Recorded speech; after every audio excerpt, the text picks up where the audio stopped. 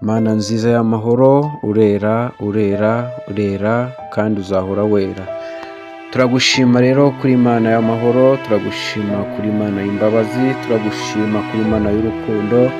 Ibyiza byose dutunze ni wowe tubikesha dawe. Turagushimira rero ko uduha uburinzi bwa buri munsi, turagushimira ko uduha inama za buri munsi. Uyu munsi rero tuje imbere yawe, nyemerera umwuka wera bari utuyobora. Mwami, turabizi ko turwana n'imyuka y'abadayimoni bahanutse ahantu ho mu kirere. Turabizi ko rero abaturwanya atari abafite inyama n'amaraso, ahubwo nyine turwana n'iyo myuka mibi. Niyo mpamvu rero mpamagaye umwuka wera ngo amanukire aha hantu, agabe uburinzi, agoteshe imbaraga zawe, kuko ngiye kubwira ubwoko bwawe amagambo yawe wivugiye, amagambo ushaka ku bwoko bwawe gushyiraho umutima muri iyi minsi, amagambo ushaka ku bwoko bwawe gushyiraho umwete muri iyi minsi, kugira ngo bubashe gusabana nawe. Data rero ndakwingingira kugira ngo imbaraga z'umwuka wera zigote aha hantu, zingote ziba arizo zimvugisha, ntaba ari jye uvuga, ntaba ari jye wigisha ubwoko bwawe, ahubwo ureke icyo wagambiriye kiba aricyo gisohora mu kanwa kanjye. Urakoze rero, reka amatwi y'umwuka wera aba ariyo ajya mu bwoko bwawe ugiye kumva ubutumwa. Ni ukuri ni ubutumwa bukomeye kandi buremereye ushaka ku isi muri iyi minsi ishyiraho umutima kandi ikabitekerezaho. Ngaha rero dawe, kuvuga kwanjye ntikube ari jye guturukaho, ahubwo guturuke mu buturo bwawe bwera. Uhora uturengera rero, reka n'uyu munsi tukugirireho umugisha. Bavandimwe rero, tugiye kumvana ubuhanuzi buri mu gitabo cy'umuhanuzi Yesaya. Nk'uko rero dusanzwe tubizi, kuva na kera Imana yajyaga imenyesha ubwoko bwayo icyo ibifuzaho ibinyujije mu bahanuzi bayo.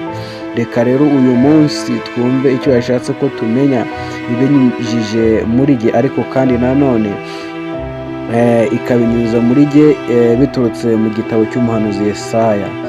Ni ukuri nyir'ingabo Imana arashaka ko mumenya aya magambo yandikishije mu gitabo cy'umuhanuzi Yesaya, igice cya mbere cyose. Reka rero dusome mu izina ry'umwami wacu Yesu Kristo. Umutwe w'amagambo uravuga ngo Yesaya ahana abayuda ubugome. Ibyo Yesaya hamwe na Mose yeretswe ku ngoma ya Uziya no ku ya Yotamu no ku ya Ahazi no ku ya Hezekiya abami b'Abayuda, ibyo yerekwaga ku Yuda no ku Yerusalemu ni ibi.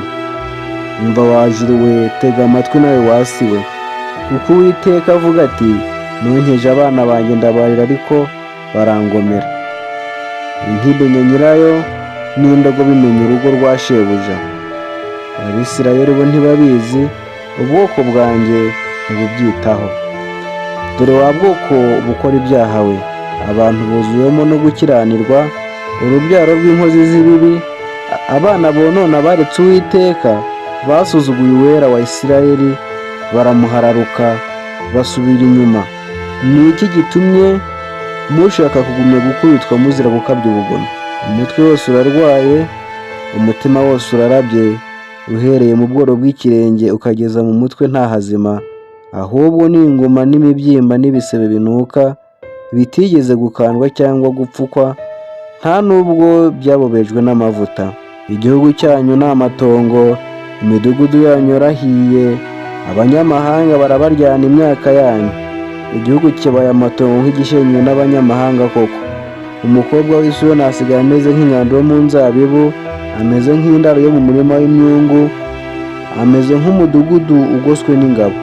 Iyaba Uwiteka nyir'ingabo atadusigarije igice gito cyane cy'abantu barokotse, tuba twarabaye nk'i Sodomu tukamera nk'i Gomora.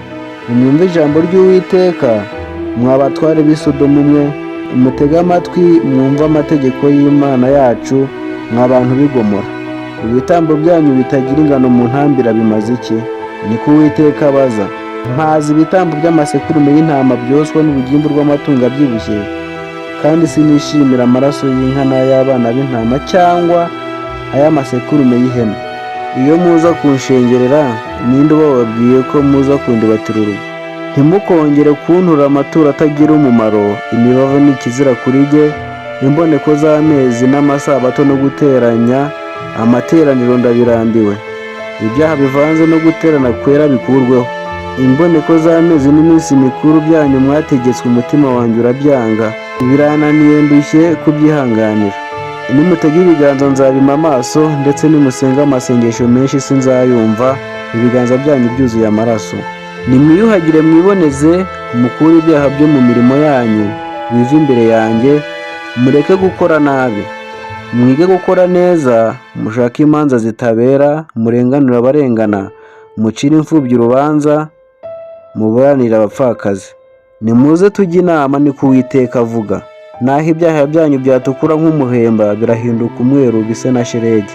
Naho byatukura tukutuku, birahinduka nk'ubwoya bw'intama bwera. Nimwemera mukumvira, muzarya ibyiza byo mu gihugu. Ariko nimwanga mukagoma, inkota izabarya, kuko akanwa k'Uwiteka ariko kabivuze. Dore ye, umurwa wiringirwa uhindutse maraya, ahuzuraga imanza zitabera hakababwamo no gukiranuka, none hasigaye ari ah'abicanyi. Ifeza zawe zihindutse inkamba, vino zawe zibaye umufungure.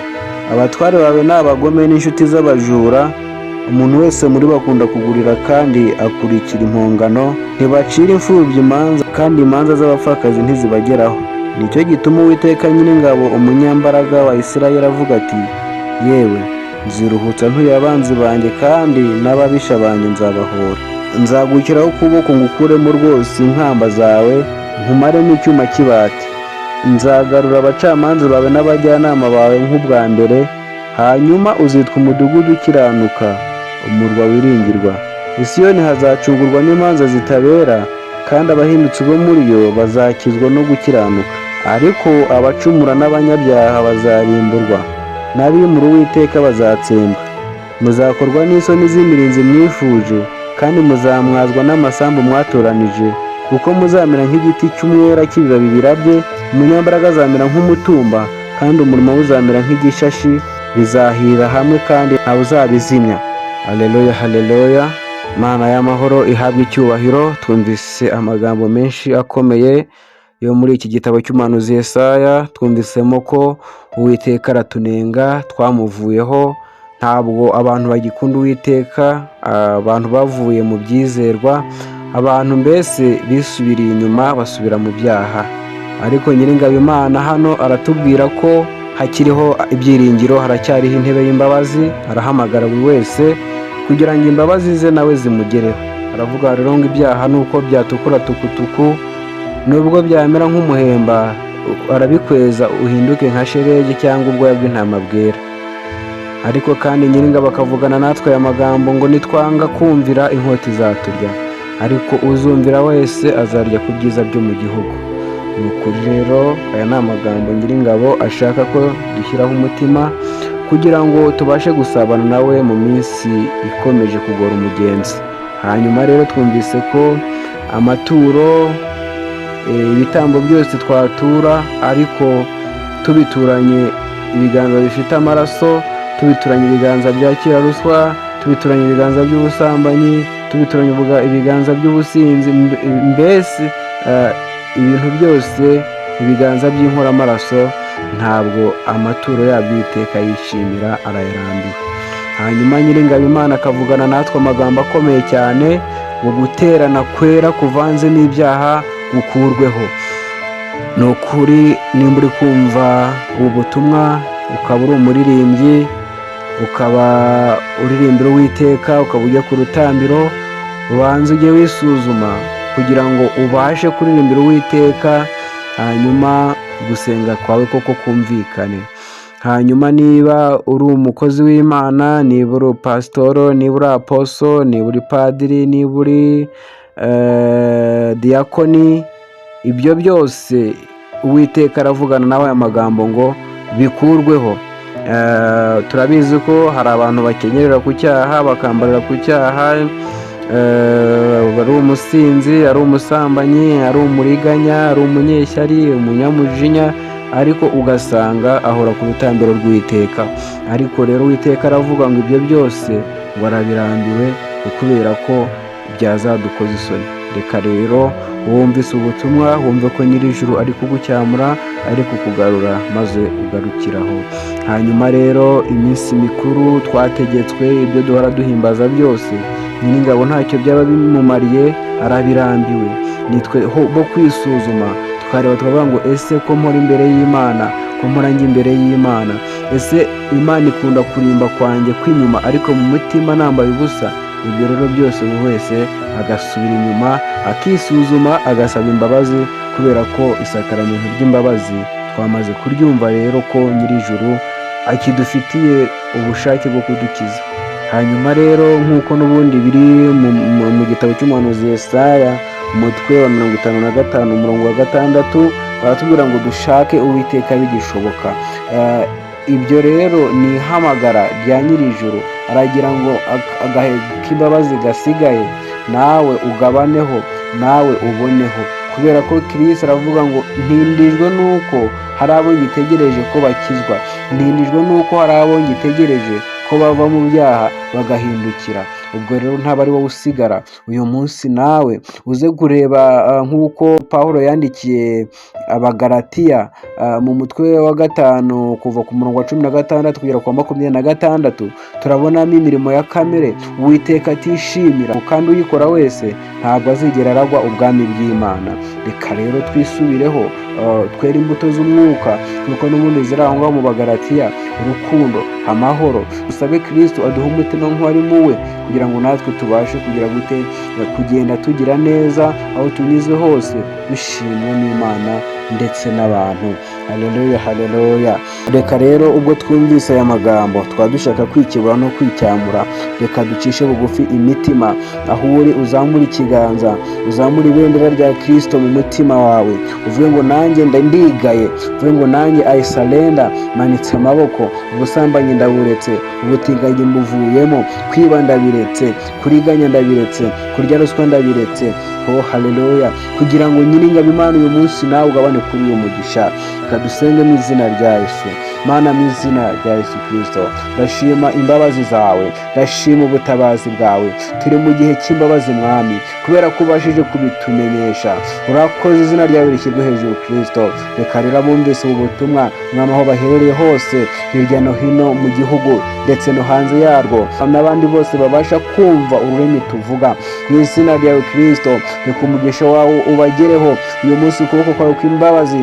Oh haleluya, uyu munsi kubamanukire. Ndabyibutse ko wagiye ugira imbabazi Mwami, uri ku musaraba wababariye igisambo, kandi n'abishi bawe waravuze ngo Data ubabarire kuko batazi ibyo bakora. None rero dore Kristo, ubwoko bwawe bwagiye muri byinshi, bwarashayishije, ariko uyu munsi urababuriye, uyu munsi urabahamagaye. None dore baragarutse. Nyemerera rero imbaraga z'umwuka wera zikore kuri buri wese uteze amatwi isengesho, abaturwe mu byaha, abaturwe muri karande z'ubusambanyi n'ubutinganyi, mu izina rya Yesu. Ndatwika icyaha icyo ari cyo cyose mu izina rya Yesu. Reka umwuka wera agaba agakiza kawe. Umuntu wese uri kumvira isengesho Mwami ahinduke kandi abaturwe mu izina rya Yesu. Ubutinganyi bucike mu bwoko bwawe kuko ngo birakubabaje, mu izina rya Kristo Yesu. Ndasenga manura imbaraga z'ijuru uzitwike ikiri icyaha cyose, maze agakiza kawe kagire mu bagaragu bawe. Urakoze Kristo, urakoze kubabohoye, urakoze kutubabariye, urakoze ugutanze imbabazi, urakoze Mwami Yesu. Urubyiruko reka rubohoke, abasore n'inkumi babohoke, bave mu butinganyi n'ubusambanyi mu izina rya Yesu. Reka abapapa n'abagore baruhuke mu izina rya Yesu, bave mu businzi n'ubusambanyi mu izina rya Yesu. Haleluya. Reka Mwami ubwoko bwawe bwose aho buva bukagera uyu munsi bubaturwe.